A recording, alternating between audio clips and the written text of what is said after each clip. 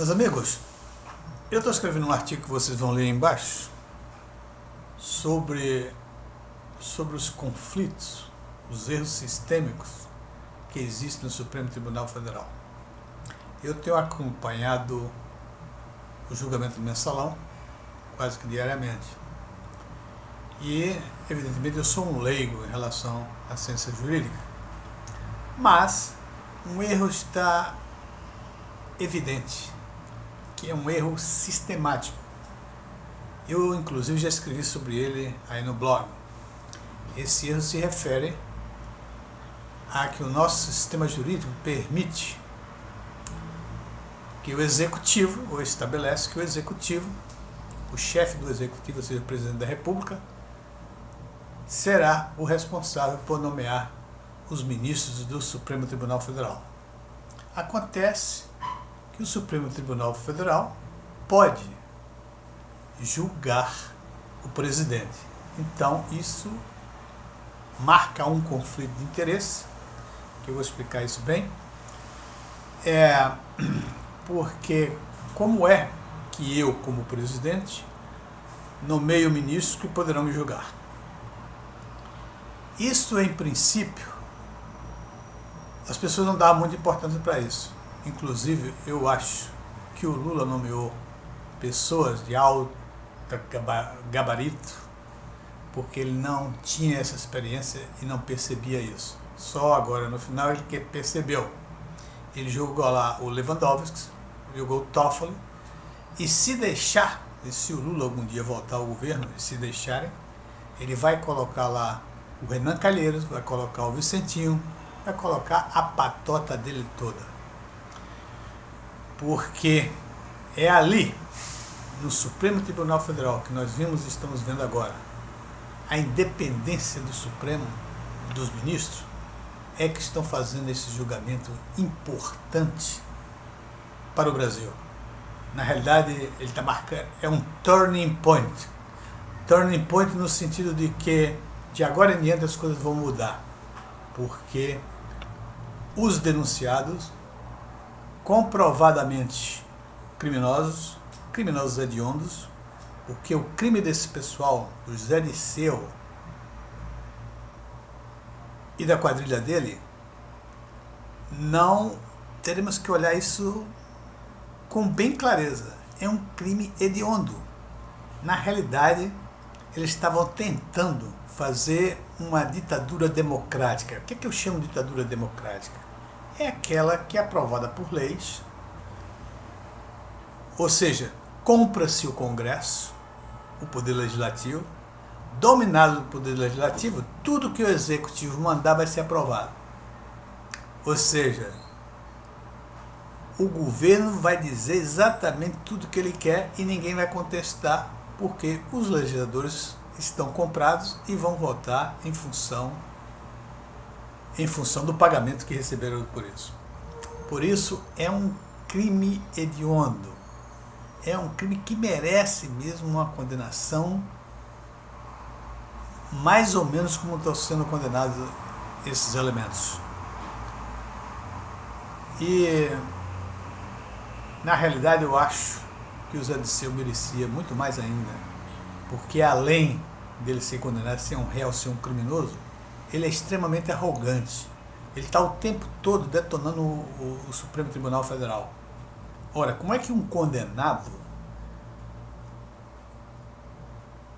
pode ter um blog falando mal, falando coisas horríveis a respeito do Supremo Tribunal Federal? Coisas horríveis que eu quero dizer é o seguinte: dizer que o julgamento está sendo político. Na realidade, não há julgamento político.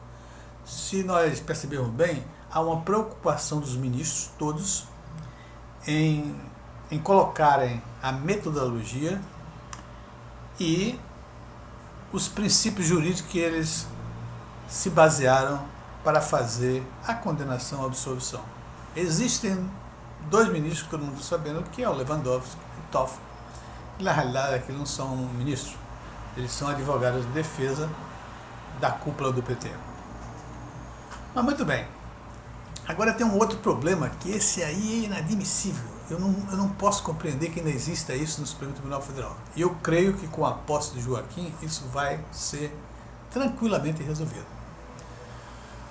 Com o presidente do Supremo Tribunal Federal, né? O Joaquim toma posse amanhã e eu acho que ele vai resolver esse problema.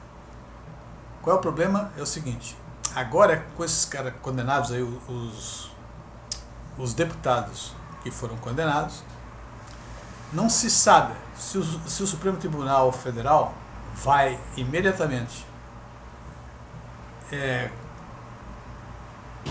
torná-los inelegíveis e perda de mandato também imediatamente, ou se o Supremo Tribunal Federal vai devolver para essa decisão para o Congresso. Ora, meu amigo, se for para o Congresso, o Supremo Tribunal vai ser desrespeitado. Veja só, os deputados têm imunidade parlamentar. O que significa isso? Que eles não poderão ser julgados, só poderão ser julgados, aliás, pelo Supremo Tribunal Federal. Ora, se eles só podem ser julgados pelo Supremo Tribunal Federal e o Supremo Federal os condenou, não tem mais outro passo a ser dado. Está condenado. E o condenado tem que perder o mandato e tem que ficar inelegível, porque, inclusive, o espírito da ficha limpa é esse. Então, o Supremo Tribunal Federal tem que chamar para si essa responsabilidade, tem a obrigação, porque é a maior corte, é a mais alta corte do país. Um crime desse quilate, que é um crime à paz social, é um crime de tentativa de montar uma ditadura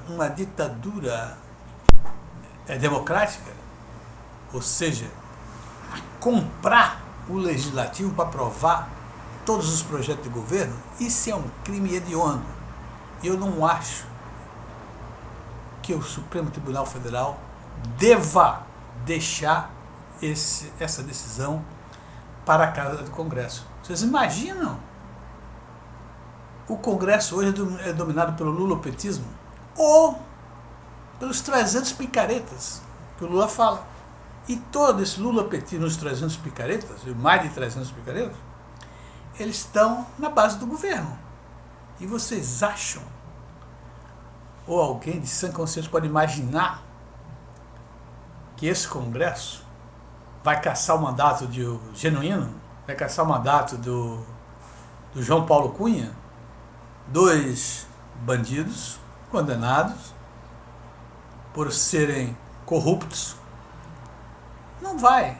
Vai desrespeitar o Superior Tribunal Federal. O Superior Tribunal Federal, na minha opinião, passar essa decisão para o Congresso é pedir para ser desrespeitado. E eu creio que, pela disposição, pelo discernimento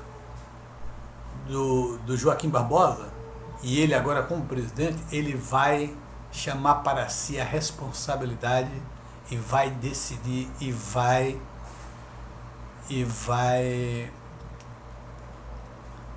caçar o mandato desses deputados e vai torná-los inelegíveis por um determinado período. Espero que seja o máximo possível, porque Congresso, imunidade parlamentar, não significa que bandidos, assaltantes, criminosos sejam cobertos, procurem ser eleitos para se livrarem de punição legal. Portanto, eu faço votos que isso aconteça. O Supremo Tribunal Federal assuma a responsabilidade de julgar essas pessoas, esses deputados, até o fim da ação penal. Ou seja, dizer, está cassado o mandato e estabelecer o período de exigibilidade.